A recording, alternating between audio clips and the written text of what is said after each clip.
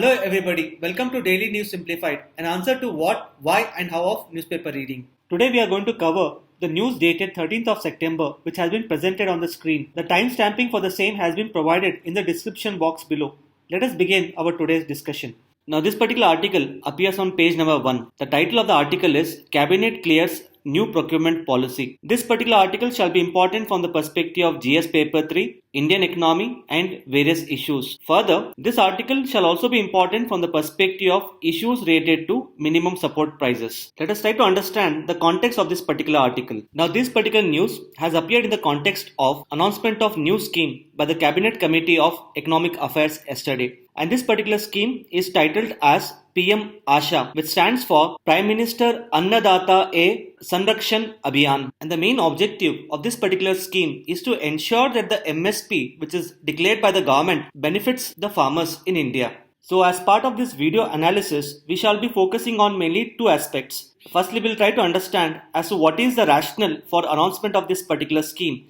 And secondly, we will try to understand as to what are the various components of this particular scheme. Now, as you know, the government has recently decided to increase MSP to 1.5 times the production cost. However, the main challenge in this particular aspect of announcement is to ensure that the higher MSP declared by the government actually benefits the farmers in India.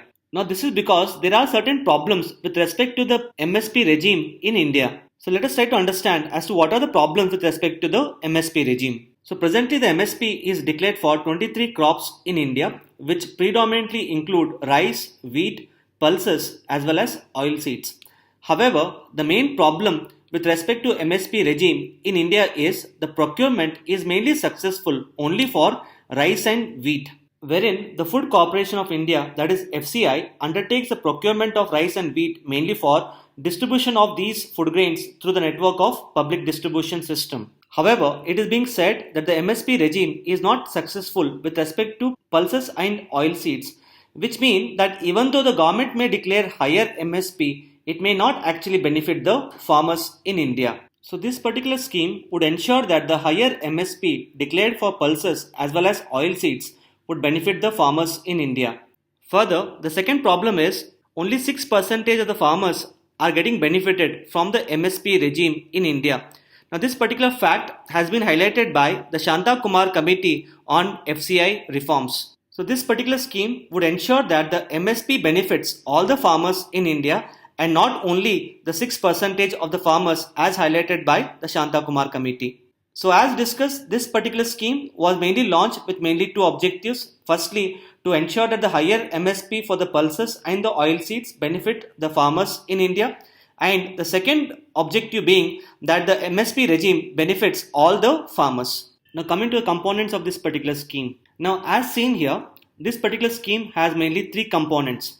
The first component is price support system. The second component is price deficiency payment system. And the third component is private procurement and stockist scheme. Let us discuss these components one by one. Now coming to price support system.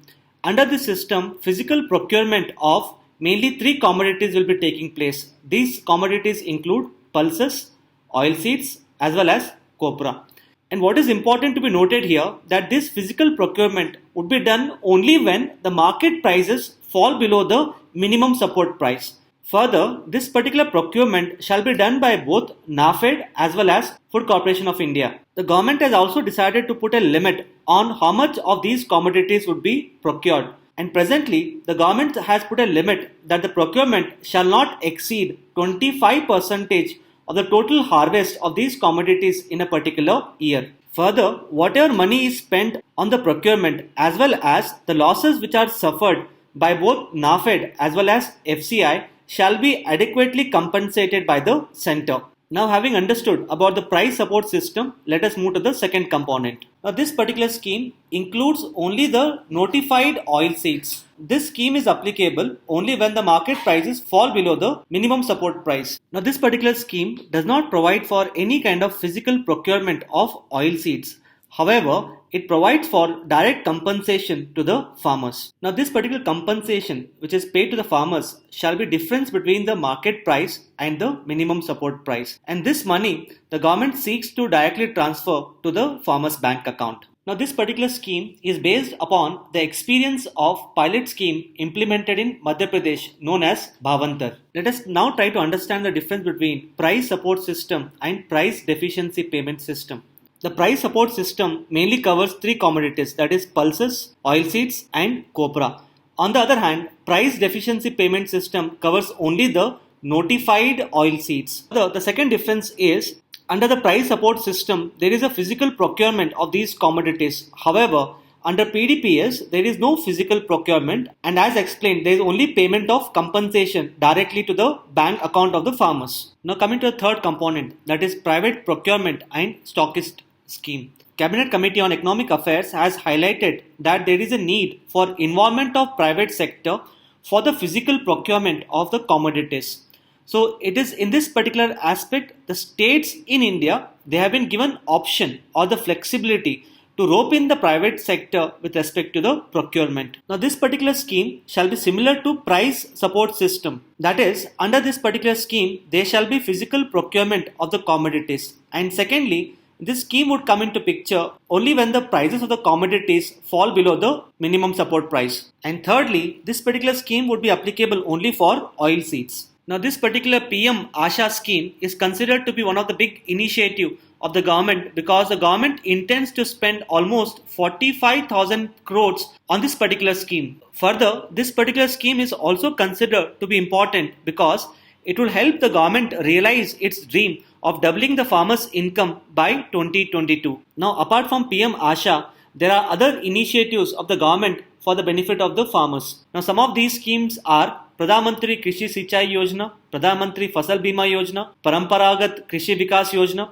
Soil Health Card Scheme, Gramin Agriculture Market Scheme, Model Agriculture Produce and Livestock Marketing Act 2017, and finally Model Contract Farming and Services Act. Now these are some of the schemes which are extremely important from the exam perspective. Now having discussed about Pradhan Mantri AASHA, let us now look at some of the previous year UPSC questions related to this particular topic. Now there were two questions with respect to this particular topic in 2015 and 2018. The question was, the fair and remunerative price of sugarcane is approved by. So in this particular case, the answer to this particular question is Cabinet Committee on Economic Affairs. Now coming to the second question, consider the following: areca nut, barley, coffee, finger millet, groundnut, sesame and turmeric. The Cabinet Committee on Economic Affairs has announced the MSP for which of the above?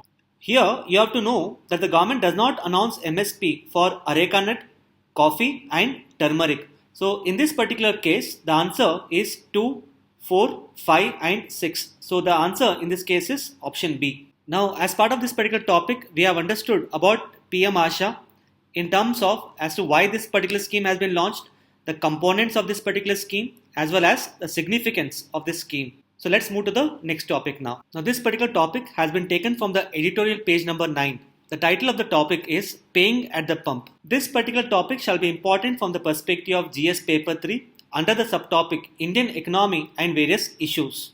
Now this particular article has appeared in the context of drastic increase in the fuel prices which has been seen since mid of August. For instance, the price of the petrol has increased to more than 80 rupees per litre. The same has been with respect to prices of the diesel in Indian market. So it is in this particular context this article analyzes the reasons for increase in the fuel oil prices, the consequences of the increase in the fuel prices. Now one of the main reasons for the increase in the fuel prices is the increase in the international crude oil prices. Now this is important because almost 80% of the crude oil needs in India are basically met through imports. So whenever the international crude oil prices increases, the fuel prices in India also increase. Now this can be better understood by looking at the graph given below. Now as on September 1st, 2017, that is last year, the price of international crude oil was approximately $50 per barrel of crude oil. On the other hand, as on September 2018, the international crude oil prices has almost increased to $80 per barrel. So this increase in the international crude oil prices has in turn led to increase in the fuel oil prices in India. Now the second reason attributed to the increase in the fuel oil prices is with respect to depreciation in the value of rupee vis-a-vis dollar. Now whenever the value of the rupee depreciates, you have to understand that the imports into India becomes costly. That is, India would be required to pay higher prices for the import of crude prices due to the rupee depreciation. Now you can understand this by looking at the graph which shows the value of rupee vis-a-vis the dollar. As you can see in this particular graph, in the month of February, the value of rupee in terms of dollar was approximately equal to 64. However, in the month of September, the value of rupee has approximately increased to 72 with respect to the dollar, and hence the imports into India have become costly, leading to increase in the fuel prices. The third aspect here is with respect to taxes imposed on petrol and diesel. Here the taxes are imposed by both center as well as the states. Now the main problem here is the taxes which are imposed by center and state are considered to be quite high. For instance, the excise duty on fuel which is imposed by the central government is considered to be quite high. Presently, this excise duty works out to be almost 19.5 rupees per litre. The second being the tax imposed by the state government, which is known as value added tax. Now this particular tax differs from state to state. However, this particular tax is considered to be quite high. For instance, in Mumbai, the VAT which is applicable on petrol is considered to be as high as 40%. Further, the state value added tax is at least 25% in almost 20 states in India. So the higher excise duty imposed by the center as well as the value added tax imposed by the state is contributing to higher prices of both petrol as well as diesel. Now this particular article has highlighted some important consequences of increase in the fuel prices on the Indian economy. Now the article highlights that the increase in the fuel prices would lead to increase in the transportation cost, which would adversely affect the prices of goods and services in India. Now this increase in the price of goods and services would in turn lead to inflation. Further, due to inflation, people will be required to pay higher prices for petrol and diesel as well as other goods and services, which means that the consumption of the people on non-essential items would reduce. This would in turn lead to reduction in the demand. Now here you have to understand that demand is extremely important for the economic growth of a particular country, and hence decrease in the demand would lead to reduction in the economic growth of a particular country. Thus, this particular article establishes a clear linkage between the fuel prices and economic growth, wherein it highlights that the increase in the fuel prices would lead to decrease in the economic growth in India. Now let us try to understand as to what options do the government have in the event of increase in the fuel prices. So one of the options before the government is to reduce the tax on petrol as well as diesel. Now some states in India such as Rajasthan as well as Andhra Pradesh have decided to reduce the tax, that is the state value added tax on both petrol as well as diesel. However, with respect to reduction of tax, there is a main concern. And the concern here is whenever the tax rates are reduced, it leads to loss of revenue for the government. And this is particularly important because the government is required to keep the fiscal deficit under check. So the reduction in the tax rate by the government would lead to the higher fiscal deficit.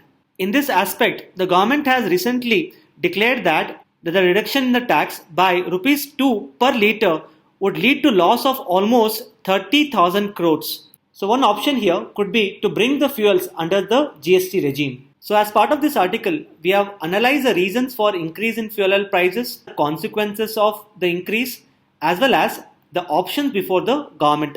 Now having understood about this particular article, let's move to the next article. Now this particular article has been taken from page number 9. The title of the article is Treason of Patriarchy. Now this particular topic shall be important from the perspective of GS paper 3 under the subtopic Indian economy. It shall also be important from the perspective of GS paper 1 under the subtopic role of women. Now this particular article basically highlights that the share of female workforce in India is comparatively lower as compared to the other emerging economies. Now this aspect of Indian economy can be considered as paradox because on one hand the Indian economy is growing quite strongly. On the other hand, the share of female workforce in India is reducing. So this particular article basically highlights as to what are the reasons for the decline in the female workforce in India and what consequences it has on the Indian economy. Let us now look at the highlights of this particular article. Now this article highlights that according to the economic survey 2017-18, the women comprise of only 24% of the Indian workforce, and this percentage is considered to be quite lower as compared to the other countries. The second aspect which is highlighted here is the gross enrollment ratio of girls in the higher education, that is the number of girls taking admission in the higher education in India, has steadily increased from 39% in the year 2007 to 46% in the year 2014. It means that even though number of girls are getting admitted into the higher educational institution, their share in the Indian workforce is decreasing.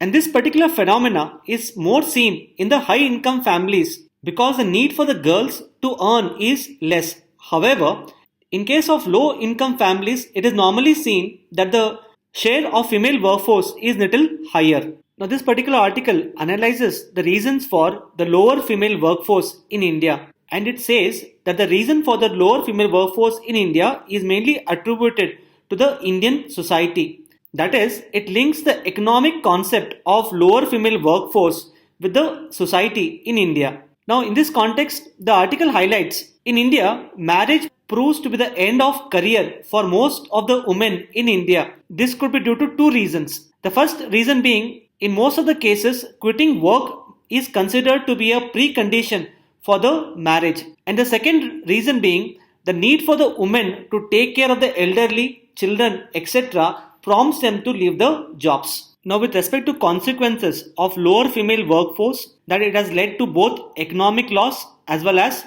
the social loss. Now, economic loss can be seen in the fact that the lower female workforce has led to loss of almost 27% of India's GDP. Now, what this means is, if the female workforce in India, if it was equal to the male workforce, then the size of GDP in India would have been increased by 27%. The second aspect which is highlighted here is with respect to social loss, that the lower female workforce has led to higher dependence of women on their husbands, which has in turn led to lack of women empowerment in the Indian society. Now, the analysis of this particular article becomes extremely important from the UPSC mains perspective, as normally questions have been asked with respect to women empowerment in India. For instance, there was a question in GS paper 1 in the year 2013-14 mains. The question was, discuss the positive and negative effects of globalization on women in India. And the second one was an essay in the year 2017. And the essay topic was, fulfillment of new women in India is a myth.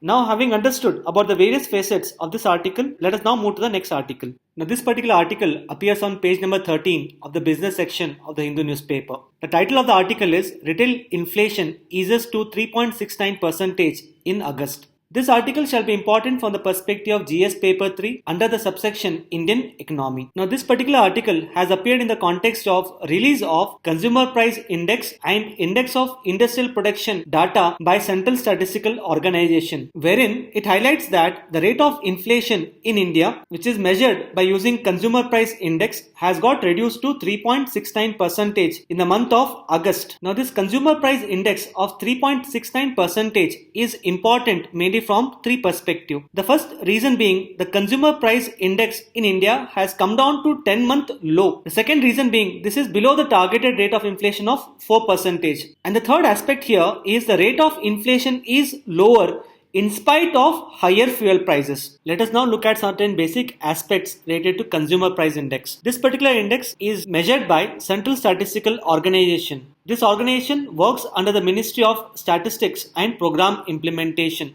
This index is released every month. Now, with respect to measuring the rate of inflation, the point-to-point basis is the rate of inflation in the present month is in turn compared with the rate of inflation in the corresponding month of the previous year. Now, what this means is the current rate of inflation, that is 3.69% in the month of August 2018. This rate of inflation is measured with respect to the rate of inflation for the August 2017 and not with respect to July 2018, that is the previous month. And presently the base year for the calculation of CPI is 2012. Now, this Consumer Price Index mainly consists of the 6 components. These components being food and beverages, pan, tobacco and intoxicants, clothing, footwear, housing, fuel and light and miscellaneous. Miscellaneous here includes the various services such as education, healthcare, etc. Now to calculate consumer price index, each of these 6 components are assigned weights, and the weights are assigned in such a manner such that the total weight should be equal to 100. And presently, among all these components, the food and beverages are given the highest weightage. Now let's try to find out as to why consumer price index has reduced in the month of August 2018. Now the main reason for the fall in the CPI is attributed to the fact that there has been fall with respect to commodities which are covered under the food and beverages category. Some of these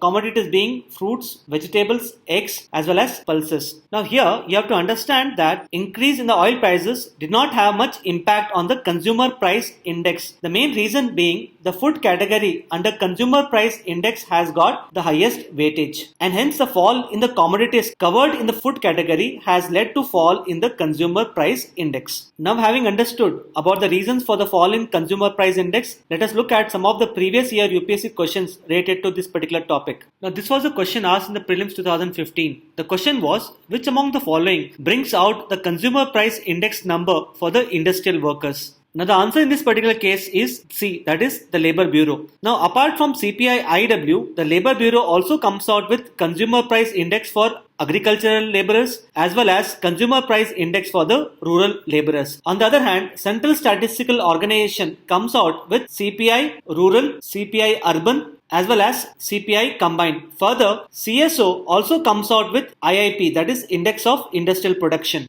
Now this particular article appears on page number 18. The title of the article is Move to Create Whale Sanctuary Defeated. In this particular article, there is a mention of an international organization known as International Whaling Commission, and this organization shall be important from the perspective of prelims under the subtopic General Issues on Environment, Ecology and Biodiversity. So in this context, let us try to understand certain basic aspects related to International Whaling Commission. Now this Whaling Commission has been set up under International Convention for Regulation of Whaling. Now the main objective of this particular convention is to provide for protection of all the whale species from overhunting and to ensure proper conservation and development of whale stocks. Further, this convention states that the countries are permitted to kill the whales for scientific research purposes. In this context, this convention gives the responsibility to the individual governments for setting and regulating the catches. So here, the government may grant to any of its nationals a special permit authorizing the national to kill, take and treat whales for the purpose of scientific research. However, all such special permits have to be reported at once to the International Whaling Commission. So here, from the prelims perspective, you are required to understand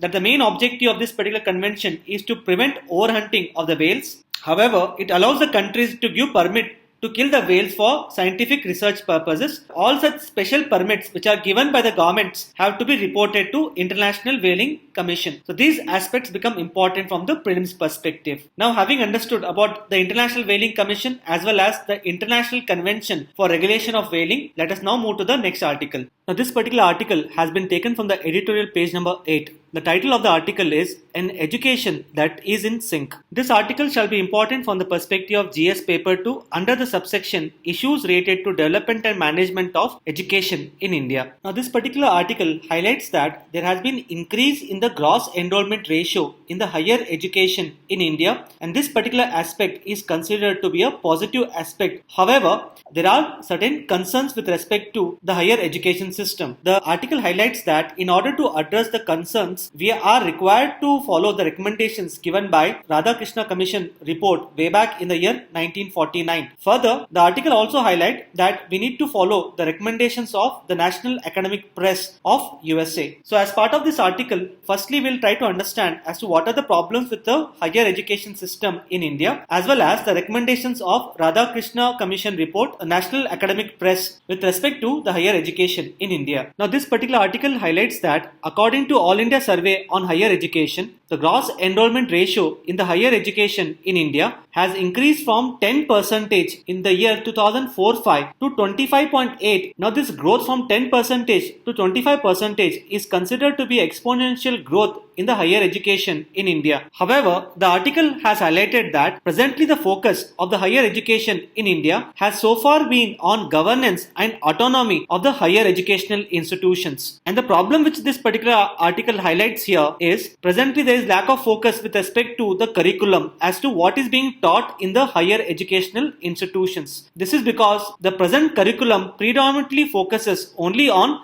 specialization of different subjects. So in this particular aspect, this article highlights that there is a need for multidisciplinary approach to deal with the multidisciplinary problems in the current context. Now, for example, one of multidisciplinary problem in the current context can be considered to be climate change. Now, to solve this problem of climate change, one would need the knowledge of economics, environment, society, as well as other subjects. However, presently the curriculum of the higher education focuses only on the specialization, and hence it lacks the multidisciplinary approach which is needed to solve the problems such as climate change. In this particular aspect, this article highlights that the report submitted by Radhakrishna Committee way back in the year 1949 becomes relevant in order to solve today's multidimensional problems. Now, this particular committee has highlighted that the education system in India should be a well-balanced education system. Such a well-balanced education system should include components of